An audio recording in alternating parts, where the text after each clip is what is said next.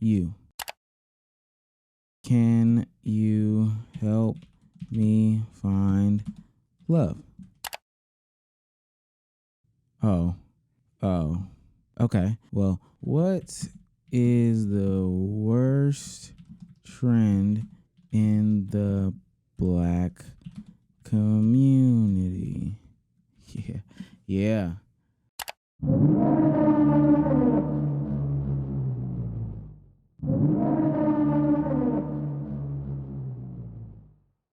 Never seen on with a whipping in school. Hey.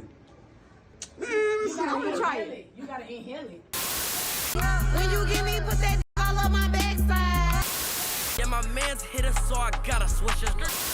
2024 has been an awakening moment for a lot of people in the black community, specifically on the internet. There have been trends, there's been music, there's been content creation that has really exposed a lot of the flaws that the black community has. And it's something that we don't talk about often on these platforms. So, hey, who better to tackle it than me? There's so many places in which I could start from, but I think one thing that influences the other, and it's kind of like a chicken laid the egg situation, what came first, blah, blah, blah, blah, blah. You gotta start with the music. This was the year of the woman, and I don't think it was one of the best years at all. Yeah, I'm jumping right into it. I love her because of who she is, but Sexyy Red is not doing anything good for the community. Look, sometimes the music can be catchy, sometimes the beats can be popular, but the whole Sexyy Red, Coochie Daddy, Coochie Baby Mama, all that movement is so overblown and it's actually not doing anything good. I don't know what we could do about it, but the only thing that I can say is we have to cut it off our airways. Part of the problem with the culture is that social media injects a lot of the bad things into your bloodstream, into your veins, and you can't get anything but that next fix. You become some sort of junkie. I've seen videos of Sexyy Red all across my timeline. I can only imagine what the kids are seeing. And hell, I don't even have to imagine that. I've seen videos of Sexyy Red at the high schools coming in smelling like weed. Stay off the weed.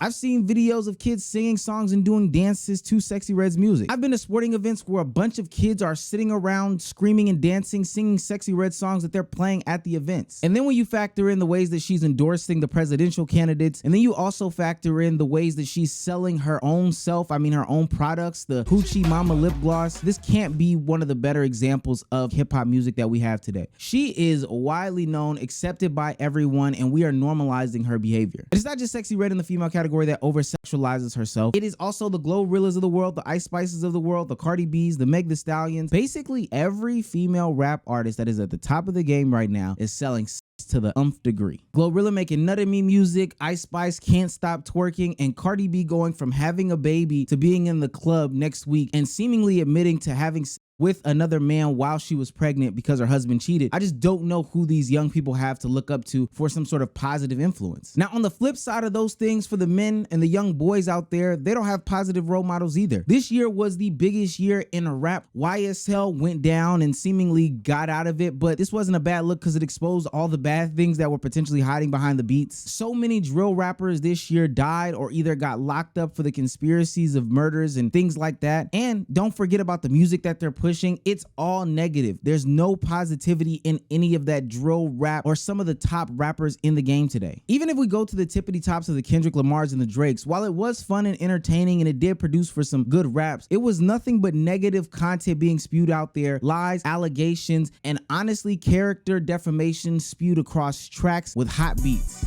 It's crazy because both of them got rewarded by being at the top of the charts, and hell, even Kendrick Lamar is going to be on the main stage of the Super Bowl. But if he was going to be on the main stage of the Super Bowl, it should probably be because he did some positive things in rap and hip hop music, not necessarily taking down Drake in this defamatory way. Now, if Drake did that shit, he should get caught. He did that shit. He guilty as fuck. At the end of the day, all these things are allegations, and we can't 100% say that this person did this. But all we know is we came in the club, danced around to A minor, a lyric referencing the fact that Drake hangs around with minors and has some sort of affliction and affinity to minors. Now, with that being said, for every negative side of the music industry, you know, the Lil Durks, the Lil Babies, there's always a Doechii, there's always a Coco Jones, there's always a JID. But what happens in today's society is that those rappers who sling the most gutter lyrics and the most cringy things get promoted, while the ones who do the good music honestly get demoted for it. For some reason, the negative aspects of hip hop music is glorified side, and I don't know why. Young women want to become baby mamas with BBLs to these rappers, and the young men want to go out there and be crash test dummies for a gang that doesn't care about them, while also talking about these things in their raps, ultimately getting caught up in some RICO case that they knew nothing about. And the whole time we're finding out that none of these people really live these lives. A lot of these people are broke, and there's a lot of fronting and flexing for the internet. But this doesn't stop the younger generations from following that lifestyle and saying to themselves, how can I emulate this? Part of the reason why is because in the music industry and a lot of other industries, there aren't a lot of positive black male role models or black female role models that are at the forefront of things. Real quick, name the richest black person in the US that's not a part of the entertainment industry. Go.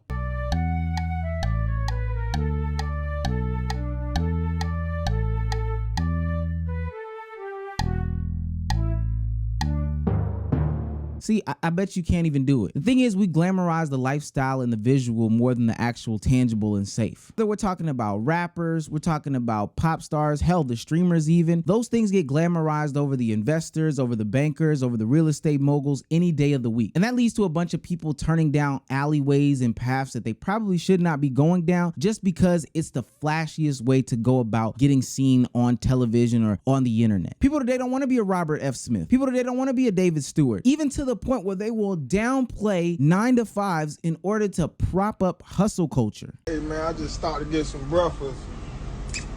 And I just seen my dog and his work truck getting him some breakfast. I'm like, man, that's money. That's what it do, man. What's up, man? I'm like, damn, look at my dog working, man. Man, my dog got a job, man. And then I just went to thinking like, man, we really done turned into some suckers, man. I didn't think it was gonna be like that. Like, why would you get on social media saying that you turned into some sucker because you put down the street life? I honestly say living to be 35 and not getting caught up in a slew of legal cases where you can't see your kids anymore doesn't make you a sucker. It makes you a good person. Come to think of it, it seems like everything that I've been talking about so far can only be traced back to one point, and it's social media. Social media is supposed to be a great place of gathering, sharing ideologies, debating over trivial things like sports or cars. But honestly, social media, specifically X and YouTube, have been turned into a cesspool of content that is honestly divisive, negative, or can hurt people's egos and emotions that cause them to do the most drastic things in the whole world. Social media has this thing where it fills itself with trends of people doing stupid stuff and showing off how crazy they can be. And I find myself asking myself this question all the time. What is the worst trend in social media? It just, I really gotta, I can't think,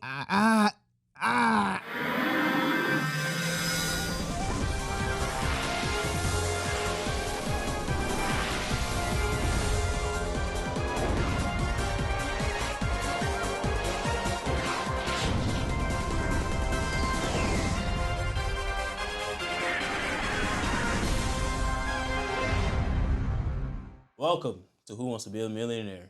I'm here with Omar. Are you ready to be a millionaire? I think so. I think I'm ready. The question for tonight is, what is the worst trend in the black community? We have A, young brothers or YNs. B, you ain't gonna wanna whip it. Okay. Whippets? Whip Okay. it. That's okay. And then C, skibbity D, toilet raise. I don't even think I know what that is. Okay.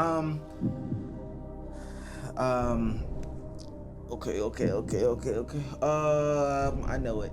I know what it is. Do you really know, brother? God, You know you can I don't even know what skipping you is. can phone a lifeline. Yeah, I'm gonna have to use a lifeline here. I'm gonna He's call using his somebody. lifeline, I'm gonna guys. call somebody. Let me call somebody right now. Hey, you have a minute? I'm on a game show. What is the worst trend in the black community in 2024? Got him. It's Cameron.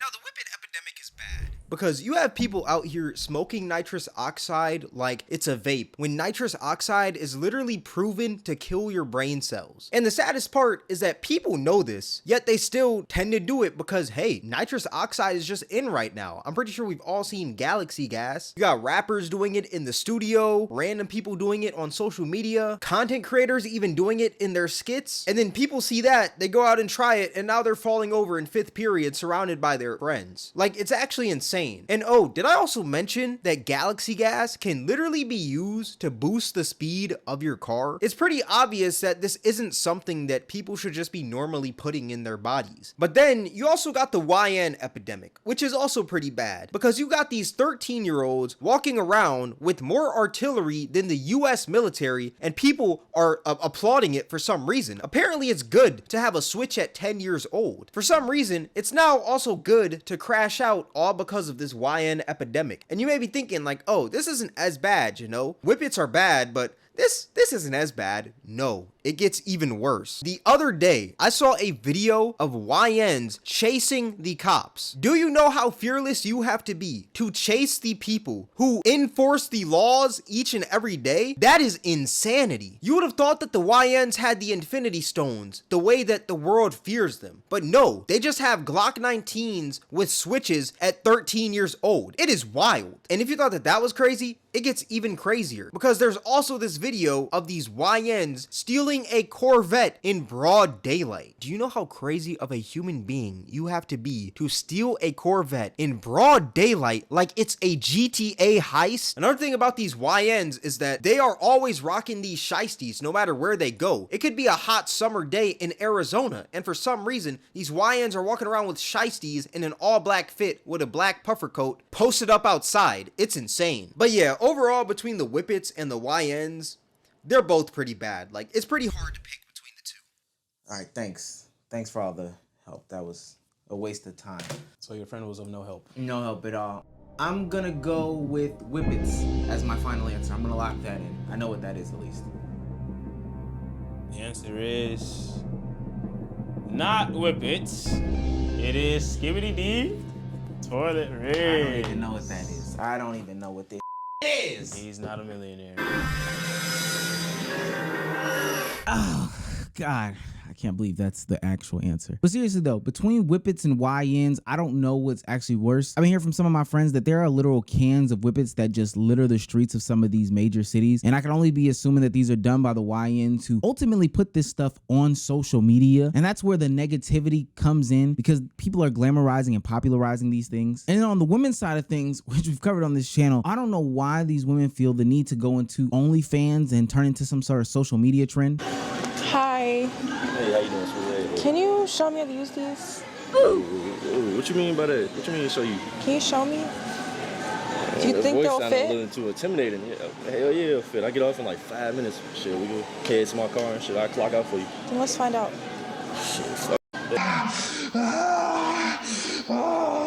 Back in my day, these things used to be separate. The Whippets used to stay offline. The YNs used to stay offline. The OF content creators, the sex workers, they used to stay offline. But now, because these algorithms boost all this negativity, there seems to be this marriage of things where now the content creation world and things like OF have blended. I'm starting to see trends of people do like public sex based off of the Miss B Nasties of the world doing it, and they're doing sex videos in parking lots or playing with themselves to see if they can squirt it up on the screen before they get to the drive-thru. When did this become content? I don't know, but I'm afraid to look at 85% of women's bios because they say that they have a link in it. And these younger girls literally glamorize and look to the day where they can sell their body. There's pictures and videos of young girls who go from 17 to 18, do some sort of birthday shoot and have the words legal spewed across it with cake and balloons and lingerie. And it's nasty because there are so many men that are at the bottom of these comment sections saying, finally, I'm glad this day is here. And because a lot of this stuff is ultimately rewarded on the internet, people have turned to become social media content creators and influencers and blend with the likes of the ones that already exist to get all of this stuff off. The degeneracy on these different platforms is so normalized and ingrained that sometimes being a black streamer is synonymous with doing content like smash or pass videos or freaky public interviews. Freakiest thing you ever done, man? The freakiest thing I ever done, I went down on the gave a head. Then I hit that spur tongue. Where you at? I in the motherfucking right down the side of the trash can.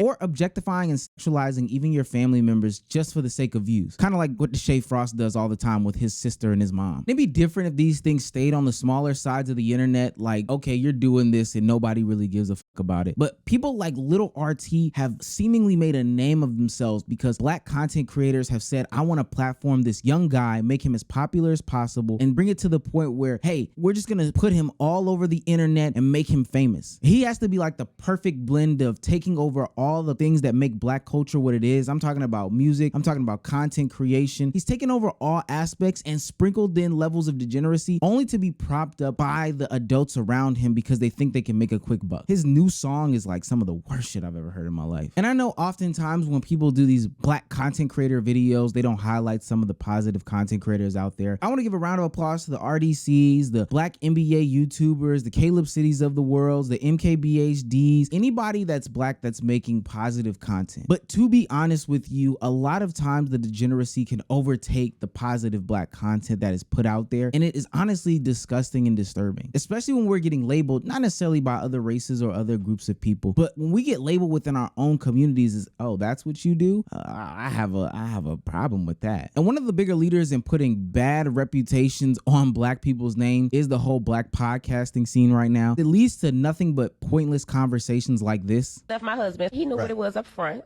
Right. He ended up going broke. I have expectations. When you don't meet my expectations, I move the hell on. You left your husband because he went through a little financial struggle. And did.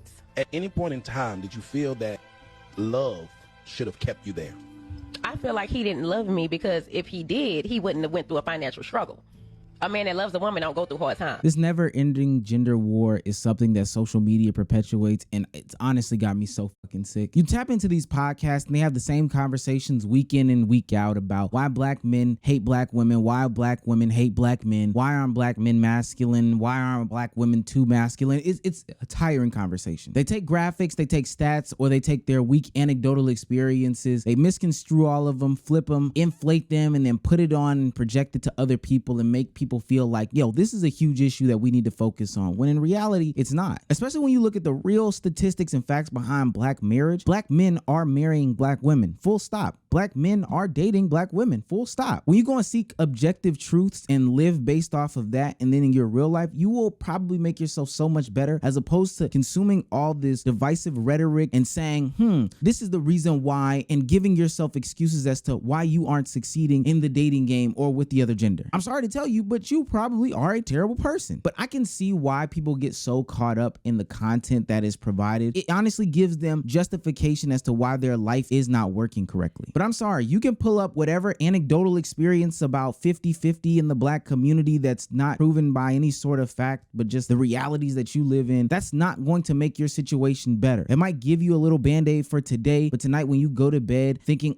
that content I consumed really helped me, and I'm crying at night, but it really helped me, you'll realize soon enough that you were the actual issue. Look, I can go on and on about the negative sides of the black community because I think that there are a lot of things that do need to be addressed, cleaned up, and maybe we can move past some of these old talking points if we really fully attack things square on. But there is a lot of positivity out there that should be highlighted and talked about. It's amazing how things like the NBA space or even the sports media in general is being taken over and consumed by black creators, ex-athletes and whatnot. You're starting to see more black QBs be in the NFL, starting to see more black coaches as well. In politics, whether you're right-leaning or left-leaning, and whether you agree or disagree with a lot of people, but you're starting to see a lot more black people contribute in those places and spaces. Hell, you're even starting to see positive representations in black relationship content where they bring on people who are married and who have real lived experiences, and they share those with people that are wanting to listen. You have positive black content from those that create animated videos, those that do IRL content, those that do makeup, those that do fashion. You have all good black content in every niche there is on the internet. You have positive black music. You have positive black role models. You have black people attending colleges at a higher rate, black people getting jobs that are being in positions that never would have thought have happened before. But if there's a chance to dunk on some of the negatives of the black community, we got to take it, because we need to highlight what needs to not be platformed or taken seriously anymore in order to help save the black community once again.